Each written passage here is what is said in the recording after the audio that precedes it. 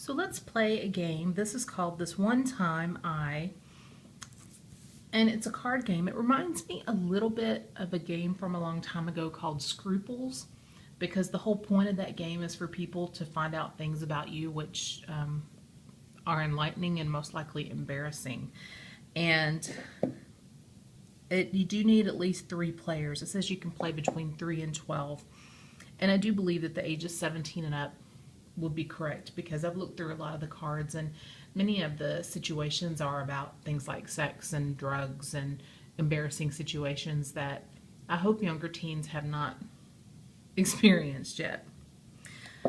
So here's how you play. You have this deck of rule cards that gets put in the middle of the table.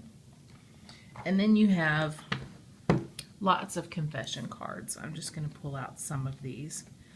And the nice thing about those is you won't have as much repetition. So you start out the game, each player gets 10 cards, and I'm just going to put some out as sort of a representation. The player that goes first is the player that has the funniest porn star name. So to find that out, you combine the name of your first pet and the street you grew up on, and somehow you decide which one is the funniest. So the starting player selects a rule card, reads it aloud, and puts it on top of the deck.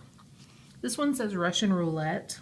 Each player chooses a confession card of their choice and gives it to you face down. You then shuffle the confession cards given to you and hand them back one at a time. Each player must then answer the confession card given to them. So obviously if I'm playing with 5 people, they're going to hand me 5 cards. I'll shuffle those cards up and then hand them back. So then each person will look at them and answer them. Have you had sex while high? Were you frisked by a police officer? Have you got asked to leave Victoria's Secret? And they'll answer those. Says if you're guilty of the act, you must add it to your losing pile.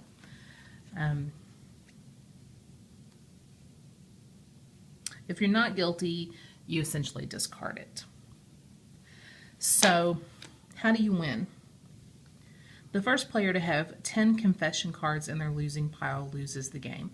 So essentially the people who have done the 10 of the bad things will be the loser. So in order to win, you want to discard them.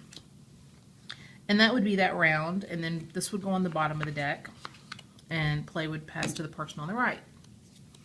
That person would pick a new rule card. Oh, and you do draw back up to 10 in between rounds, so everybody always has 10 cards. Trade one confession card with whomever you choose. You must both answer your new confession cards. Okay, so I have gotten, have you played a stripped version of a board game? I'm too old to remember, but let's just say yes. So that gets added to my losing pile, and that's in front of me, and they're face up so that everybody can enjoy my embarrassment. So once I get 10 of those, I lose. Let's see, there are a few in here called receiving player fills in the blank, and they say to do that with a pencil or a wipe off. Yep, okay, here you go. Took blank. So if I had that card, I might say took cinnamon, like the cinnamon challenge, or took ecstasy, or whatever. And they would want me to write on there. Hopefully it would come off. Other things. Once a round is over, each player draws back up to 10. The rule card goes on the bottom.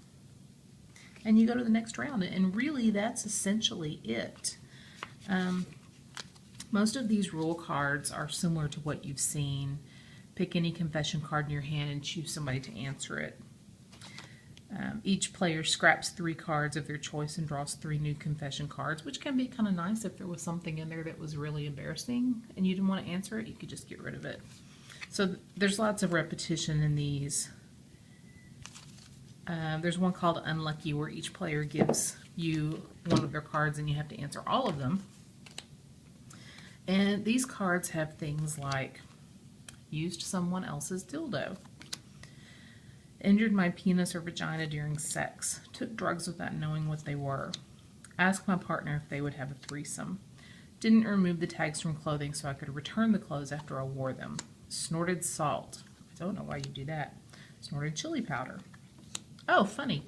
Successfully completed the cinnamon challenge. I did not know that was coming.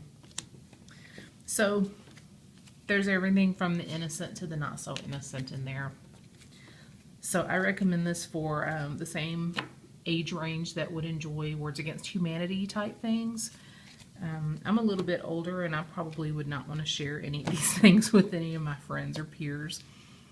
But that's just the sort of thing that comes with age, which is ironic because as you age, you probably can answer yes to more things.